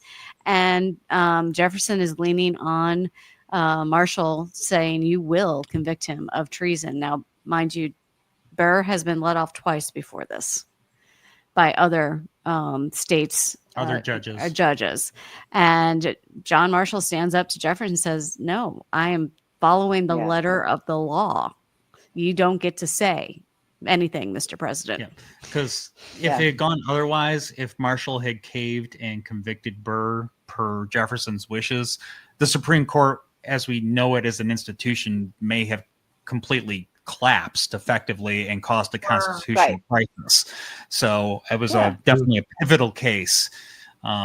And I will say, if you want a kind of entertaining take on Aaron Burr, if you haven't done so already, go check out the musical Hamilton, Mhm. because Yeah. yes, it certainly doesn't tell the whole story, and It hints at it, but you get a good idea of why they didn't like each other. yeah, but the type Yeah. of person that Burr was pretty well communicated through the musical, I think. Okay. Yeah, he's You feel an like that was interesting accurate. character in history. Very catalytic. Like he catalyzed a lot of different dramas. Right. Oh yes. yes. Oh yes. Right. Like a lot of like, okay, yeah. Well, I'm going to start it. Yeah. Start trouble. His life was drama. Yeah. Yeah. I'm gonna Interesting. start me some Yeah, he gets around. Cool. Kim, you got one more. Well, You got same with Hamilton. Benjamin? Same with Hamilton. Yeah. Yeah, play one more, Kim. You got one Oh. more left? Okay. Yeah, she has Yeah. another one. Did you want to This one, okay, hold Yeah. on. Oh, it's coming. It's coming there. Hold on, my computer. Okay. Take your So time. this is that This is the white third building. I'm calling it, yeah, the third one. And there's an interesting man at the end. We'll see if this is really what he's doing. Oh, cool. And then this beautiful white building here. And it's interesting. The first word that wanted to come to me with this was the Freemasons, but I'm not seeing any symbols of the Freemasons, but I'm feeling the Freemasons. And I'm also feeling there's specifically a horn that is being blown. It's not a bell. It's actually a horn. I don't know what this is. It's like a horn announcement. Somebody would come out into this courtyard and have a horn announcement. This is a beautiful building, obviously preserved, historical. But why were you built here? You feel like you're built here for the capital.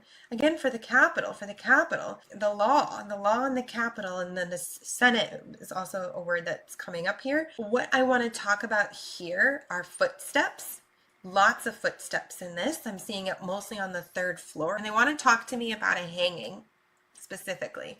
It feels like a hanging in the building or outside of this building. This is a like USA 2.0, they're saying. Like something else may have been in this place beforehand, but this was like USA 2.0. So like the second building, the second establishment of the United States of America. So like not the first things that were there, but this was like, okay, yeah, we have our Constitution, we have our this, we have our that.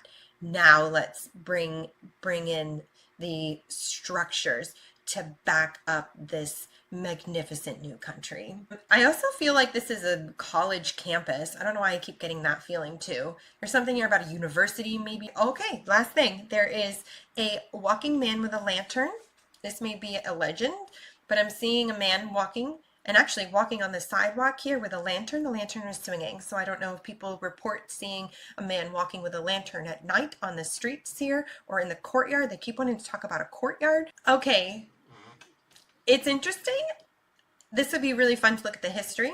They're talking about rodenticides, meaning I don't know if the gentleman who was out there with his light swinging around in the darkness in the corners on the streets and stuff was looking for rats, but they're telling me that that's what he was doing. He was like the rodenticide guy. Like he went out and he was hunting rodents, rats, and vermin. Basically, he was hunting the vermin. Interesting. So we're going to leave it at that. Let's go and see if any of this makes any sense to our guests tonight. So that is the Virginia State Capitol. That is the original portion before they added the Senate and the House wings. And yeah, it's funny Do we have a the picture? honing in on like the whole USA 2.0 thing. It did serve as the capital of the Confederacy during the Civil War, so there was certainly they would have established the Constitution for the Confederacy and all of that. So yeah, that's 2.0. Yeah, yes. I'm sure they thought it was new and improved at the time. But yeah, we'll leave that at that. Yeah. We kind of know otherwise. But yeah, so yeah, very All right, so I don't know if you guys can see this, but that is the current. Wait. Yeah. Is this Yeah, okay? Yeah. Is that it? This is what we're talking about? Yep. That's the one. Yep. It was actually wow. used in the movie Okay. Lincoln and also in the movie Dave for the Capitol shots. Yeah. Yep. So Okay. And it would make sense. It looks like it. Yes. Yeah. And they do lots of activity inside. Footsteps are really just kind of scratching the surface. It's an extremely haunted location. The guards have always done rounds on the half an hour and on the hour. So I'm assuming before there was actually electricity out on the grounds, they would have been out there with a lantern. Probably. Yeah. I couldn't say anything specifically about a rat catcher, but it wouldn't surprise me. Yeah, it wouldn't surprise me. And there is an individual that they have seen that basically has almost free reign of the Capitol grounds, the Capitol building itself, outside the Capitol, and right next door is the executive mansion where the governor lives. There's the spirit of a butler We think that given where he is, the way he gets around, that he may have been like in direct service of the governor himself at one point in time. But something like that wouldn't surprise me. I wouldn't say mistaking him for, like a rat catcher or something, but he would have covered all the bases, if you will. Yeah. So he's seen quite frequently all around the grounds out there. Cool. That's wild. So wait, I get to have my first fun fact. You guys if you haven't seen the show, I love fun facts. Like I'm just all about the fun fact. Oh, we're here for it. You love it, right? I learned that the Virginia Capitol Police Department is the oldest police force in the United States. Yes. Commissioned in 1618, and that many of these hauntings in this building are noticed by police officers. So the police officers, we partnered with a gentleman named Paul Hope. He wrote a book called Policing the Paranormal. When that was published, he told us that the Capitol Police officers have 4 large filing cabinets at the time that they have dubbed the X Files, because these are all things that have happened that they have recorded and they cannot explain it. How cool. I'm so glad I picked that fun fact. Oh, that's great. That's cool. That's great stuff. Yep. He's now so how do we get access to the X Files? I so wish. But Paul is still a police officer today. He's moved on to different jurisdiction, but still very active in the paranormal community. He's actually a member of CPRI now. And he was at Hanover Tavern for the Paracon. Yes, he was. So you may have crossed paths with him at Hanover Tavern Paracon, because he was there for that. Oh, next time we go, we got to talk to him. Yep. Yeah. Did he have a table or something? No, he was just there with CPRI. Oh, so the CPRI was right next to us. Yeah. Yes. Yep. Yes. So he was. If you heard the British sounding guy, that was Paul. He was sitting next to me. I was talking to him. Yeah, he's originally from the Isle of Man. Oh, really? Yep. Oh, wow. That's cool. Oh, okay. That is cool. So talk to us about the collapse. So that the collapse must be happened a big in. source of the haunting. It is. It happened in 1870. Virginia was the last state that was actually allowed back into the Union. That was punishment because we were the capital of the Confederacy. When we were finally allowed to have elections again, we had our mayoral election, and we had George Calhoun and Henry Elston. The incoming elected official won, and the outgoing did not want to give out power. So they ended up having enough power between the two of them to have leaning armies and started having battles in the streets. This goes all the way up to the Supreme Court, which is located in the building at the time on the 3rd floor. Now, as Chris will tell you as a structural engineer, when they built this Capitol, they built it wrong. Yeah, they left out some important support columns for the sake of aesthetics. You think? Yeah. They didn't like having a more line of sight in the middle of this House of Representatives. So that was done right from the very beginning, and over the course of decades, like the balcony in particular started to take on a very unique dip to it. And actually they considered it was very it was quirky. It was quirky. It was quaint. It was just a feature of the building until it wasn't anymore, and it actually gave away there in April of 1870. And that actually happened on the court case day, because that whole jury room was just filled. I have a picture. Yeah, it was insane. And basically, right as the judge walks in, everybody stands up. That collective movement of everybody standing up pulls the balcony away from the wall, and it falls and collapses and shatters the floor. Everybody falls into the House of Representatives below. Luckily, they weren't in session, or this would have been a lot worse. But 62 men dead. 62 men dead. People actually smell the gypsum dust that used to be the walls there. They will actually see people walking around coated in it, like it's a scene out of the volcano movie that you always watched. And they will sometimes hear the cries for help and the moaning of danger down there. So yeah, very tragic, catastrophic event there in April 1870. So yeah, it's later this month. It was April 27th. On April 27th of this month, it'll mark 155 years. But it's not just the tragedy that keeps the ghost there. We have former governors who we think are doing their purgatory there because they skimmed a little off the top. Yeah. And they're still wandering around the building.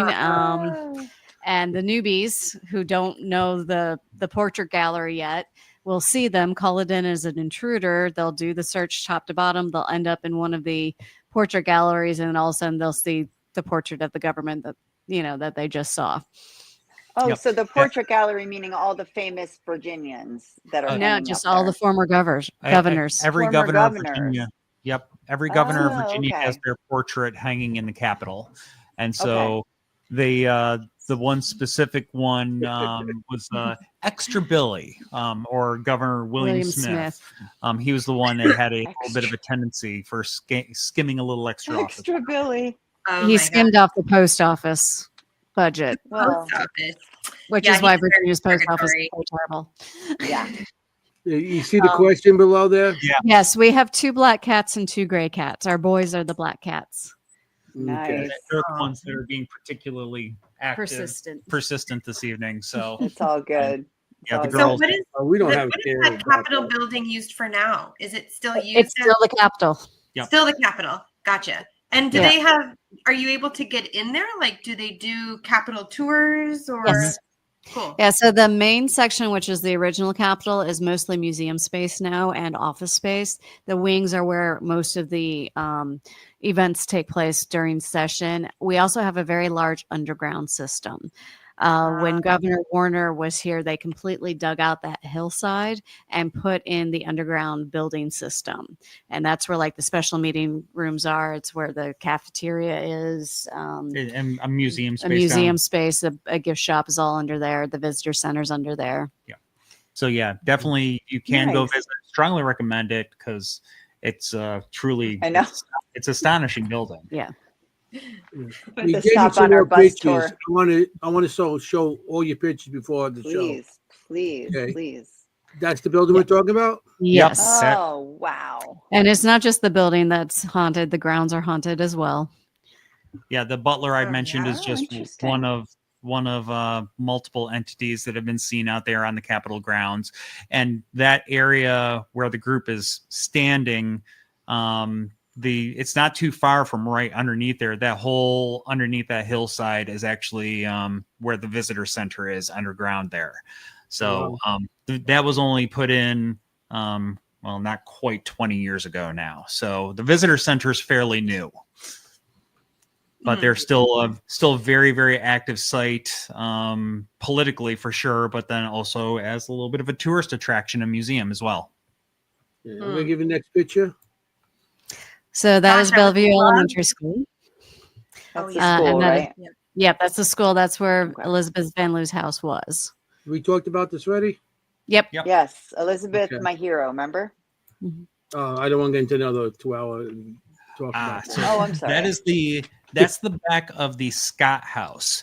It's in on the VCU Monroe Park campus. VCU is Virginia Commonwealth University, and the campus is actually built on a good chunk of what was Gilded Age Richmond.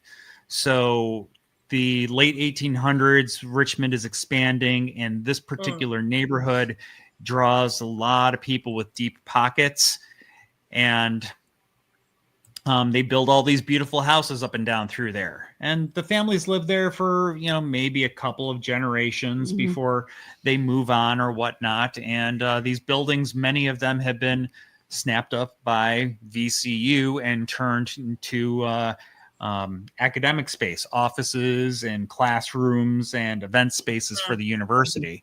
And Scott House is one of them. Beautiful. Yeah, it's truly a stunning building. And actually, This one's actually based off of one of the buildings at Versailles. Yep. And it was also the home of one of Richmond's leading preservationists, Yes. Mary Winfield Scott. So she's one of the individuals that we can thank for having so many of our beautiful buildings from decades past with us still today. but the house does have some spirited activity there. Yeah, it's mostly cold spots, the feeling of rushing, like Okay. somebody running by you. They just did a huge renovation on it after it had been student housing for a while. Now it's all their like special event space for the president's events. So we're hoping as more events take place, we're going to get some more stories out of there. Mm. Awesome. Cool. Here's another one. This is interesting. Uh-huh. So this is another one of VCU's buildings. It's actually student housing. It's their honors college, which is a unique kind of small college with inside the university. It's an arts college. They needed housing so badly that when this hospital went belly up, they snapped it up and turned it into student housing. And this was Love was- it. actually this was just a turn of the century, beginning Yeah. like 2001. 2001, 2002 is when it went belly up and VCU was able to purchase it. Yeah, it's not Kim- honors anymore. Kim's like, Kim's like, nope, no. Well, I'm no looking more. at it and I'm like, it looks like a hospital, right? And Yeah, you're actually crazy. looking at the old ambulance bay right behind That's crazy. the guide there. And the students, we feature this on our VCU Family Weekend tour every You're like, single "Nope." year. And always we have students who are like, yep, still happening. That just happened yesterday. Really? So they are Oh, I bet. constantly confirming. Yep. The activity there is mostly poltergeist type activity, things sliding Okay. off of shelves and breaking and stuff like that. The students have actually given the entity the name Gladys. We Now- don't know if that's true or not, but that's what they call it. Yeah, they call it Right. Gladys. the ghost. Yep. There is also up on one of the upper floors, they have sometimes seen an old man in a mirror. Yes. They'll look in the mirror, they'll see the old man behind them. Oh, Like at a distance, That's but he's creepy. there. Yeah, very, Very Okay. creepy. But the Yeah. place does still have nobody a likes very- that. still has a very medical feeling to it, Mhm. because when they took it over, VCU was just, they were so desperate for the space that the renovations were minimal, just enough to basically say, oh, look, now it's student housing. Yeah, they still have the original like metal heavy doors that will randomly just let loose, and they're like, "That's Gladys. She plays with the Gladys. elevator." Yep. But yeah, Wow. it's still the hallways and whatnot still have very medical feel to Institutional. it, institutional. Yeah, no to kidding. it. So Yeah, I would never be able to stay there for college. It would. It could She never would happen. never.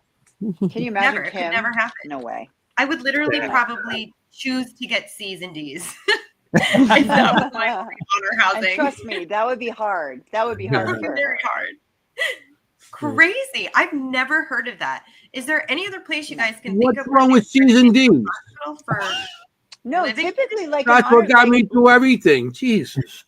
Pass it. no, typically like an honors college is a new, relatively new concept. Like Rutgers, where I went, has a new building that they built for the honors college. Like, I can't believe that they would use a hospital. Like they must have been really, not getting donors for that honors college. they're build it. they're doing okay money wise. It's just more of the space areas Which because is it was cheap. already No built up. space. Okay. Yeah. Yeah. And VCU's been so pressed for space over the years that there have been times where they Oh. students will show up for the semester and find out, oh wait, you don't have a room. You're staying in a local hotel. Oh, Yeah. okay. So yeah, Well, they'll put then them in a what choice do they hotel have? for semester. I mean, Um, I was in a built-up triple. With two other girls. They're still some of my best friends. So thank God it all worked out. But Yeah. yeah, it was pretty packed where I went. mhm. Mhm. Yeah, but yeah, VCU. Well, you got to do what you got to very do. interesting. Yeah. You got to do what you got to do. Well, I Hospital. wouldn't mind doing an overnight there, like investigating, but no. Sorry, my dog is choking. Okay, here's another picture. You I would think this- never. I think this is one of the pictures you read. Oh no. So that is our Egyptian building here in town. It's part of the VCU Monroe Park campus, or not Monroe Park, downtown campus. VCU has two campuses in town. This is on the medical campus. Yeah, it is the original training building for the VCU medical students. So they would actually have a dissection lab in there and other things. It's connected to tunnels. This is where their dark history of employing a body snatcher takes place. Oh, So he was known to come in and roll the bodies into the lab, and he had just Oh. basically dug them up the night before. Yeah, we heard this with yes, we did hear this. I mean, it's a common story for sure. Yeah. Yeah. Yeah, that's it is a story that. Excuse me. Well, speaking of cat, Hello, buddy. it is a story that It's fine. certainly took place. A lot of all across places. the country Yeah. and overseas as well. I mean, it was very common practice over in Europe. It was Yes. illegal to donate your body until 1853. That's when the Anatomy Act came to play. Right. But even then, you had to deal with societal and religious views to overcome before it actually became common practice Yeah. for the donation. Until then, body snatching was employed. Yep. Mhm. So the main body Yeah. snatcher here, his name was Old Chris or Chris Chris Baker, or more also known as Morbidly known as. the boogeyman. Excuse me, the boogeyman of Jackson Ward. He was an African American gentleman. He was completely shunned by his own community, as you can imagine. He was mostly pulling Yeah. from the poor and destitute graveyards, that sort of thing. Right. They did try to get Right. any prisoners that were executed, but that just wasn't enough. So yeah, he lived and worked in that building for most of his life. His parents were actually janitors, caretakers of the building.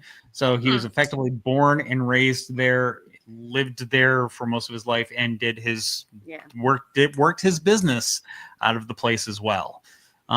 It's Old Chris the boogeyman. yeah. Interesting thing about it is that he did this so long and he had so much exposure to it that realistically, if He should have been a doctor. he could have been a doctor by the time he got Right. later on in life, because he had so much exposure to it. But well, that was just not in the cards back in that day for an African American gentleman like himself. Mhm. I'm surprised No. he didn't catch any contagious No. disease or anything like that. He handling all lived the- until he was Exactly. in his 80s, Yeah, he Wow. lived a long life. which is surprising considering he was Wow. working with chemicals like he was. yeah, Oh, that too. Right. Yeah, that too. And- Yeah. Yeah. Here's What if- another why is picture. it called you called it Egyptian? Yeah, so it was built in the Egyptian style. the Egyptian revival, because this is a Okay. point when it was built. This is actually fresh off of Napoleon having occupied Egypt, and really kind of that was a period where a lot of people were just becoming very aware of Egypt and Egyptian culture. It was also a nod to Imhotep, the original physician Yep. in the old Egyptian mythologies. Yeah, They I was wondering. Okay. When they renovated, they actually brought the Egyptian motif inside, so now it's throughout the entire building. Awesome. Look at that sky. Okay. Gorgeous Here's picture. another- I know. I was like, beautiful picture, We got right? two more Yeah, pictures. it's a gorgeous picture. Oh, I'll send it to you, okay? Okay. That is our old armory. Now, this Whoa. one actually, interestingly, the armory unfortunately has basically been abandoned for 20 years 20 now. years, yeah. Armory, just like it sounds like, it served as a place for like National Guard training for decades back in the early to mid 1900s. When that activity was relocated, they tried using it as office space. There was even a stint where it was turned into indoor shopping mall, but none of it stuck, and now it's been empty for about 20 years. This particular location, we actually don't have a ghost story about it. We have a fun history story we instead. do have a fun history story that we walk by it on one of our tours, and just based on looking at it, it's like we tell our folks, like, we don't have a ghost story, but we can't walk by this building and not tell you something about it, because it just has that presence. Yeah. So the story we have that we share about it takes place during the Korean War. and it's still being used for National Guard training at that point. And it was late one Monday night in October. You got a bunch of National Guardsmen there. They're training on what is called a recoilless rifle. But actually, realistically, what it is, it's more a small piece of artillery. And there are a couple of Army officers that are overseeing the whole thing. Supposedly overseeing it, because they don't do a very good job.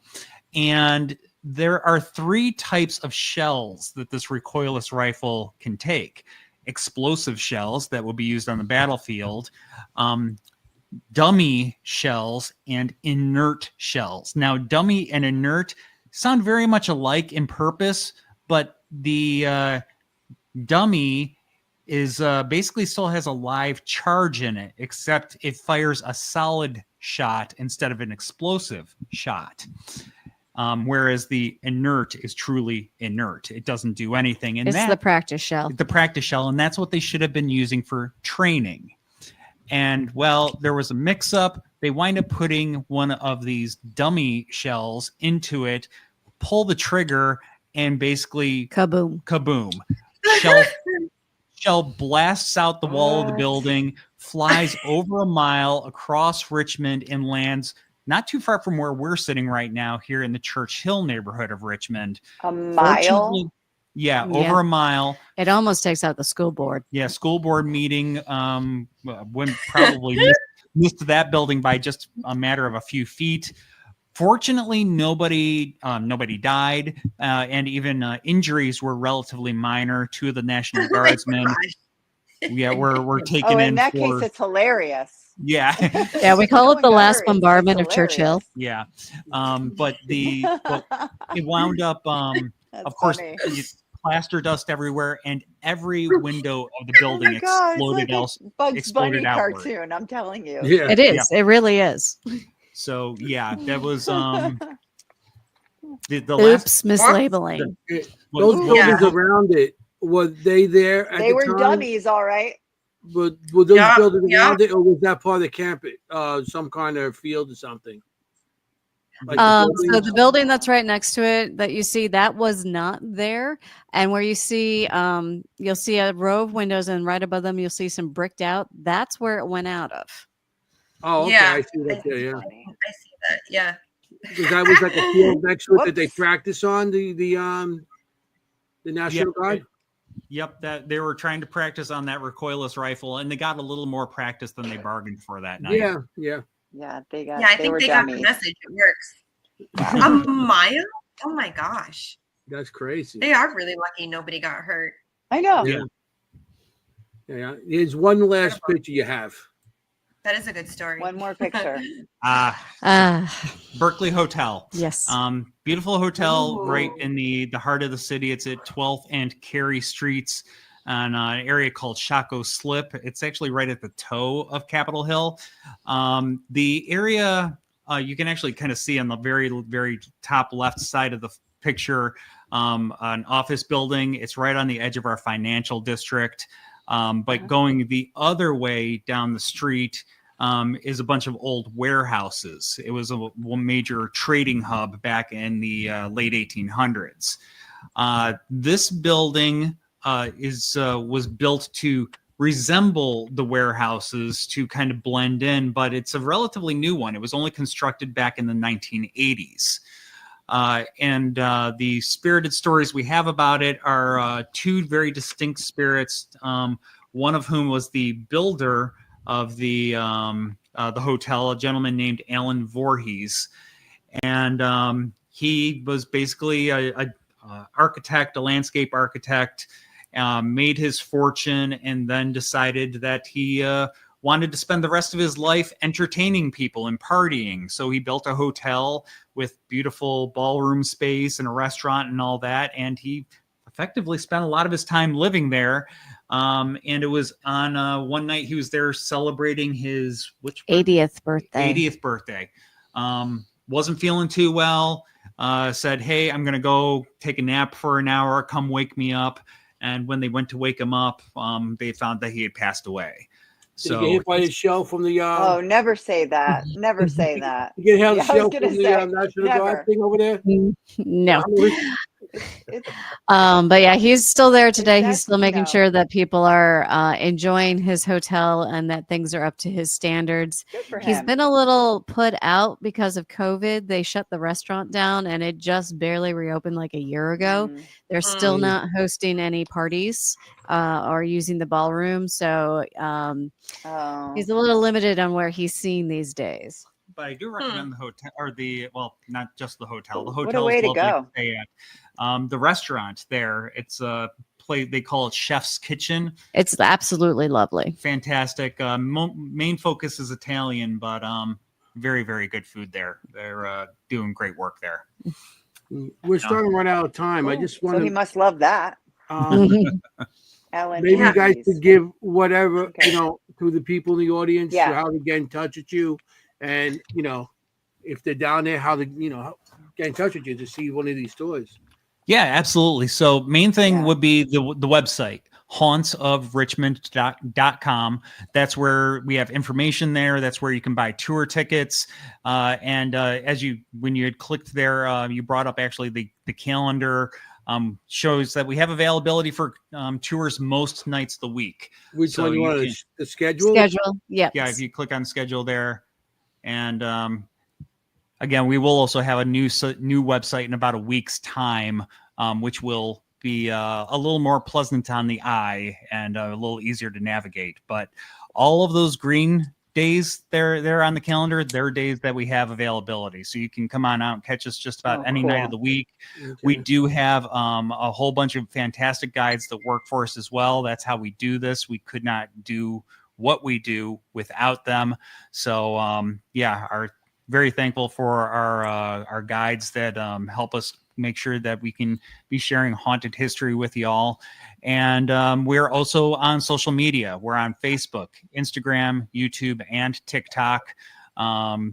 Putting sharing the spooky stuff, keeping people informed on what we have going on, and sharing fun little ghost stories here and there as well.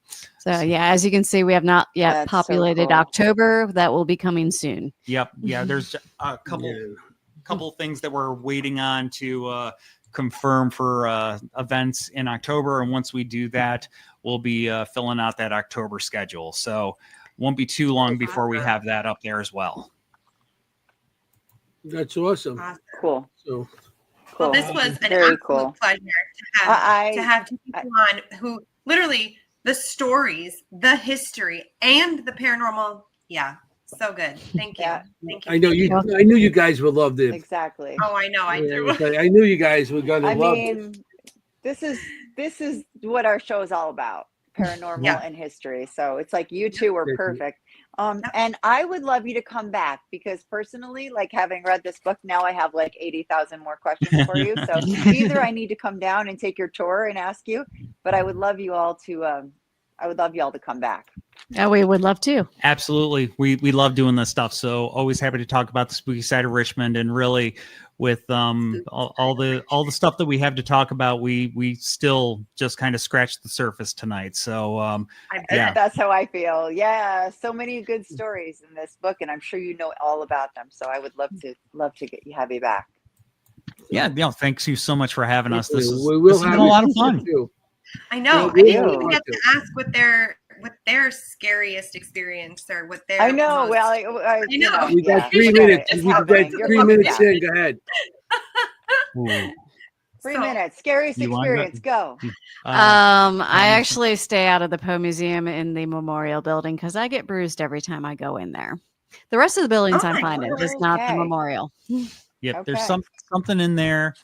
We have a sneaking suspicion we know what it is, but nothing that we can cover in 3 2 minutes or two, less. 2 minutes or Not less. good. Sure. Yeah. Yeah, Oh my maybe God. maybe we'll lead off with that next time. And actually, No, fair speaking enough. for- I love yeah, it. speaking for myself, I don't have too many paranormal experiences. I'm on the chiller side of things. I don't see entities with my own Ooh. eyes. I don't hear the disembodied whispers with my own ears. He's our voice of reason. Yeah, but Mhm. I Well, certainly me have too.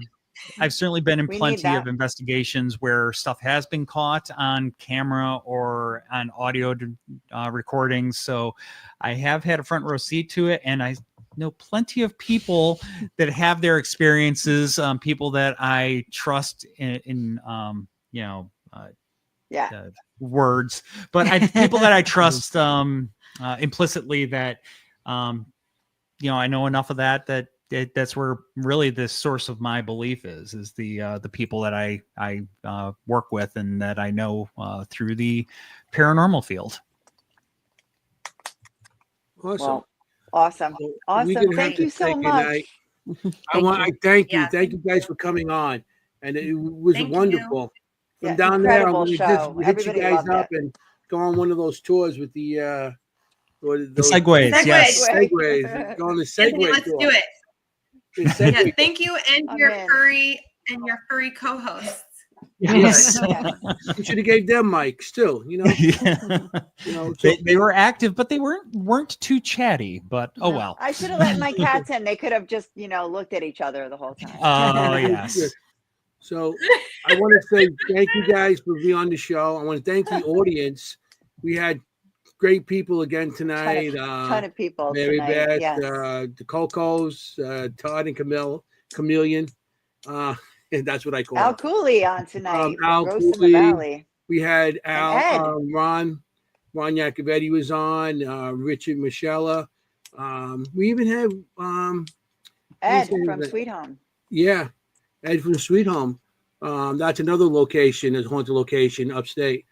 So we had a big group on tonight. It was awesome. Huge group. Yeah. You're a big draw, guys. Thank you. Yeah. Awesome.